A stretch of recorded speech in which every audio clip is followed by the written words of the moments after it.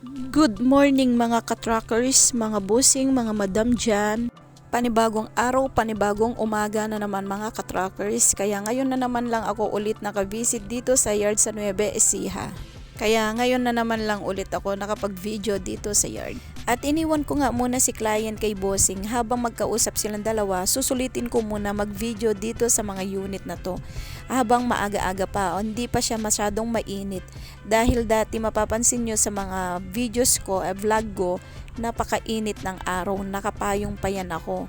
And then ngayon habang maaga-aga presko, wala pang init. Itutur ko muna kayo mga boss, mga madam dyan dito sa napakalaking yarda dito sa may San Isidro, Nueva Ecija. Ipapasilip ko na naman sa inyo mga bossing, mga madam, mga available dito. Medyo matagal-tagal din ako bago nakapag-visit dito kaya marami din yung wala sa mga post ko. Eto baka may naghahanap ng mga mini dam dyan. May dalawa tayong available mga bossing, 4HF1 inline, Cuba chassis. Yung iba dito wala sa aking post kaya ipapakita ko yung mga available sa inyo. And then sa mga naghahanap dyan mga bossing, may mga boom truck din tayo.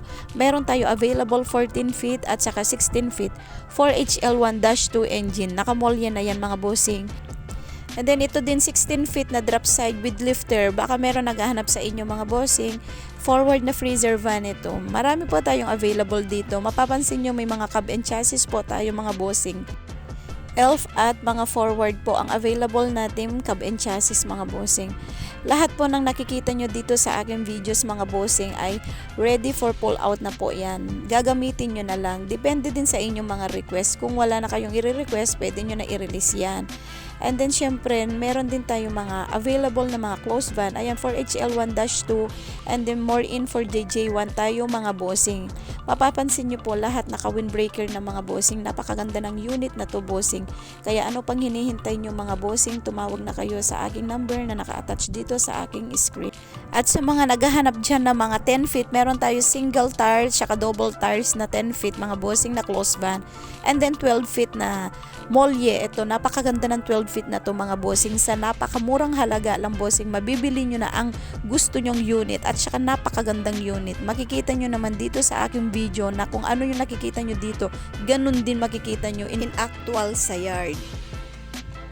At syempre lahat ng unit mga bossing, naka-upgrade model na po yan. Matataas na po ang model nila. Nasa 2022 to 2023 model na po yan.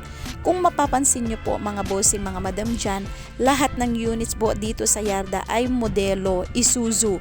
More in N series, F series po tayo. Napakaganda po ng mga unit na to.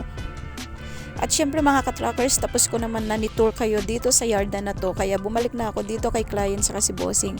At napakasipag naman nitong si bossing na to. Ayan, siya pa nag-spray, naglinis dito sa bagong dating na FTR8 stud na wing van. At dito naman sa area na to mga katrackers, papakita ko kung saan ginagawa yung mga unit ni client sa mga job orders nila. Syempre karamihan din naman kasi na client, hindi mo maiiwasan na may mga pinapadagdag o pinapagawa sa mga unit nila bago ito i-release. At dito banda naman ang repainting area, dyan nire-recon ang mga unit.